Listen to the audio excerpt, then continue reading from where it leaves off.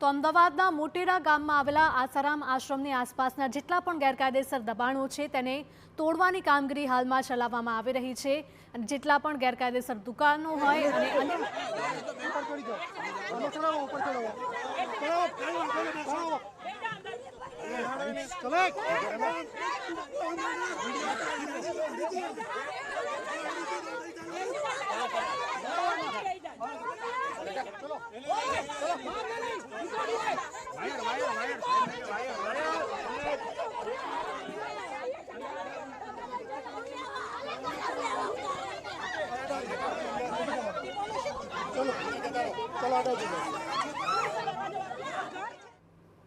તો આપે જોયું કે જે પ્રકારે ડિમોલેશનની કાર્યવાહી કરવામાં આવી રહી છે અને તેને લઈને સ્થાનિકો દ્વારા ઉગ્ર વિરોધ નોંધાવવામાં આવી રહ્યો છે। મોટેરા ગામમાં દબાણો તોડાતા પહેલા વિરોધનો વંટોળ શરૂ થયો છે।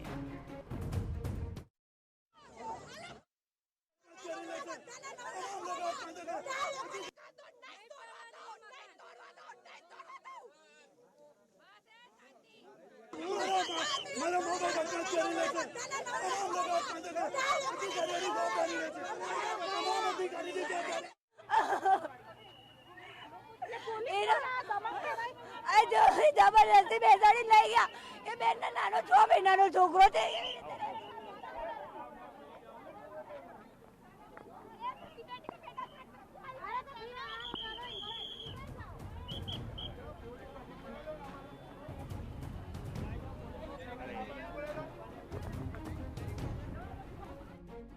પોલીસ તમામ લોકોની અટકાયત કરી રહી છે। જેટલા પણ લોકો વિરોધ કરી રહ્યા છે સાથે જ અગાઉથી જ આવી ઘટના ન ઘટે તેને લઈને પોલીસનો પણ ચુસ્ત બંદોબસ્ત ગોઠવી દેવામાં આવ્યો હતો અને મોટી સંખ્યામાં પોલીસ કાફલો અહીંયા તૈનાત કરવામાં આવ્યો હતો।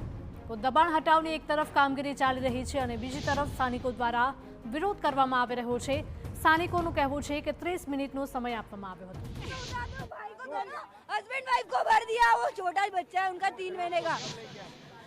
तोड़वा नहीं देता ने એટલે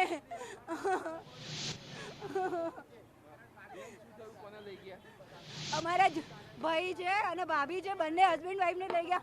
એમને 3 મહિનાનો નાનો 3-6 મહિનાનો છોકરો છે સાહેબ। એમને કોને દ્રશ્યો જોઈ શકાય છે કે જેસીબી છે હવે જૂનું ગામતળ છે કે ત્યાં પોલીસ બંદોબસ્ત સાથે કોર્પોરેશનની ટીમ છે તે હવે કોર્પોરેશનની ટીમ ડિમોલેશન માટે પહોંચી છે। જે 30 મિનિટનો સમય આપવામાં આવ્યો હતો અને આ દ્રશ્યો જોઈ શકાય છે કે ચુસ્ત પોલીસ બંદોબસ્ત સાથે હવે કોર્પોરેશનની ટીમ આ ઉપરાંત પોલીસના અધિકારીઓ જેસીબી મશીન છે તે ડિમોલેશન માટે લઈ જવામાં આવી રહ્યા છે।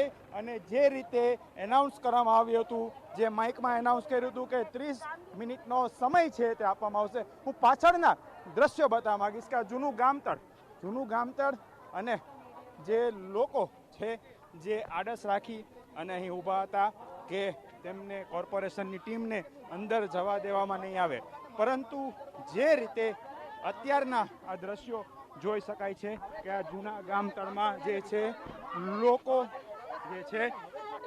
લોકો સાથે આગળ લોકો છે, પોલીસ અને એએમસીની ટીમ છે તે પ્રવેશ કરી ચૂકી છે અને જે પણ ગેરકાયદેસર કોર્ટના ઓર્ડર જે 50 વારનો પ્લોટ રાખવામાં આવે અને બાકીનું બાંધકામ છે તે ડિમોલેશન કરવામાં આવે તે મુજબનું જે કામગીરી છે તે કોર્પોરેશન દ્વારા શરૂ કરવામાં આવશે અને તેના જ ભાગરૂપે જેસીબી આ દ્રશ્યો જો કે મોટાભાગના લોકો છે તેમના દ્વારા આ પ્રમાણે જે છે સામાન કાઢી લેવામાં આવ્યો છે।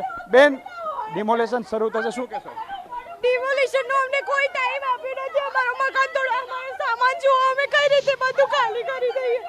એકદમથી બધા આવી ગયા। સવારથી અમે ચા નાસ્તો બી નથી કર્યો, અમારો મકાન તોડવા આવી ગયા। અમે લોકો કઈ રીતે ખાલી કરી દઈએ ઘર? અમને કોઈ ટાઈમ આપ્યો નહીં, કોઈ ભાડું નથી આપ્યું, કઈ જગ્યા બી નથી આપી અને આ લોકો અમારા ઉપર બુલડોઝર ચડાવવાનું કહે છે। અમે લોકો કઈ રીતે બુલડોઝર ચડાવવા દઈએ?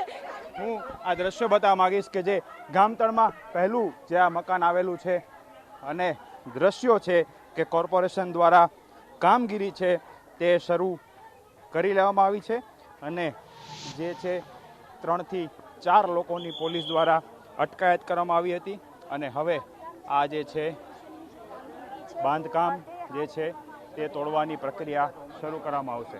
આ મારી પાછળના દ્રશ્યો કે જેસીબી છે, 4 જેસીબી જે છે ગામતળ છે ત્યાં પહોંચી ચૂક્યા છે. પોલીસ દ્વારા છે તે અહીં ચુસ્ત બંદોબસ્ત પણ રાખવામાં આવ્યો છે અને જે રીતે સમજાવટની પ્રક્રિયા છે, સમાધાનની પ્રક્રિયા છે તે પણ કરવામાં આવી હતી. અને દ્રશ્યો જુઓ કે કોર્પોરેશનની ટીમ છે તે અંદર પહોંચી ચૂકી છે. જે પણ ગેરકાયદેસર મકાન છે તે એકવાર ફરીથી સર્વે થઈ રહ્યો છે. અધિકારીઓ છે કે તેના દ્વારા આ પ્રમાણે સર્વે કરવામાં આવી રહ્યો છે અને ત્યારબાદ હવે જે મુજબ અત્યારે ગેરકાયદેસર બાંધકામો છે 50 વાર સિવાયનું જે પણ બાંધકામ હશે તે તોડવાની શરૂઆત છે તે કરવામાં આવશે. જે લોકો, જે મહિલાઓ છે, ગામતળની જે એન્ટ્રી પોઈન્ટ હતો કે ત્યાં તેઓ સાંકળ લગાવી ઊભા હતા અને તેમનો વિરોધ હતો કે કોર્પોરેશનની ટીમ છે તેમને અંદર નહીં આવવા દઈએ, પરંતુ 3 થી 4 લોકોની અટકાયત કરી લેવામાં આવી છે અને હવે આ જે કોર્પોરેશનની ટીમ છે સાધન સામગ્રી સાથે અંદર પહોંચી ચૂકી છે. આ તમામ દ્રશ્યો આપ જુઓ કે જે પણ ગેરકાયદેસર બાંધકામો છે, મોટાભાગનું બાંધકામ તો સ્થાનિક જે રહેવાસીઓ છે તેમના દ્વારા તોડી પાડવામાં આવ્યું હતું, પરંતુ બાકીનું જે છે કે જે તોડવામાં નથી આવ્યું તેની હવે તોડવાની પ્રક્રિયા છે તે શરૂ કરવામાં આવી રહી છે. ટોરન્ટ પાવરની પણ એક ટીમ છે. ગેરકાયદેસર જે વીજ કનેક્શન હશે તે પણ તોડી પાડવામાં આવશે. હું બીજી તરફના દ્રશ્યો પણ બતાવવા માગીશ કે જેસીબી છે, જેસીબી મશીનની કામગીરી છે તે શરૂ થશે અને આપ જુઓ ચુસ્ત પોલીસ બંદોબસ્ત છે તે ગોઠવવામાં આવ્યો છે. જે પણ અત્યારે લોકો છે તેમને અહીંથી દૂર કરવાની પ્રક્રિયા હાથ ધરવામાં આવે છે અને કોર્પોરેશનના અધિકારીઓ છે, આ અધિકારીઓ દ્વારા ફરીથી એક સર્વે યોજવામાં આવ્યો હતો અને હવે જે છે બેન જેસીબીથી ડિમોલેશન કરવામાં આવશે. હવે શું કહેશો?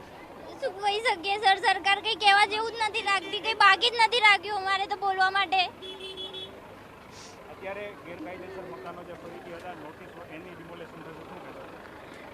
શું કહી શકીએ સર, બીજું અમારું બધું સામાન અમે બહાર મૂકી દીધું છે. અહીંયા ખાવા બનાવીએ છીએ, ખાઈએ છીએ.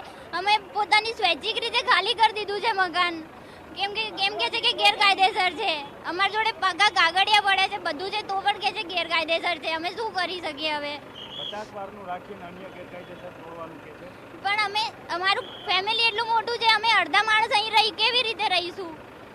અમારે એક બાજુ પાણી છે, એક બાજુ લેટરિન છે, વોશરૂમ છે, એ બધું 50 વારમાં પાડી દેશે તો અમે કેવી રીતે રહીશું એના વગર?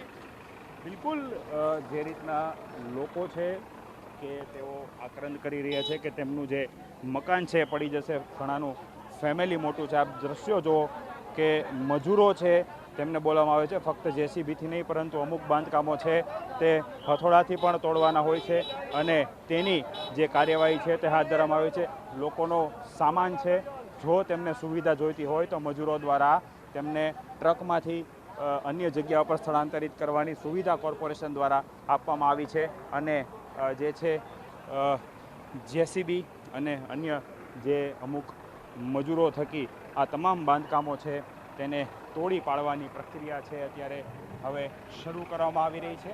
અને આ દ્રશ્યો જુઓ, લોકો સવારથી કહી રહ્યા હતા કે તેમની પાસે અન્ય કોઈ વ્યવસ્થા નથી અને તેમનું મકાન છે તોડવામાં આવે છે, તેમની પાસે કોઈ સમય આપવામાં નથી આવ્યો, પરંતુ જે પ્રમાણે કેસ ચાલી રહ્યો હતો હાઈકોર્ટ દ્વારા ઓર્ડર પર કરવામાં આવ્યો છે કે તેમનું કાયદેસર બાંધકામ છે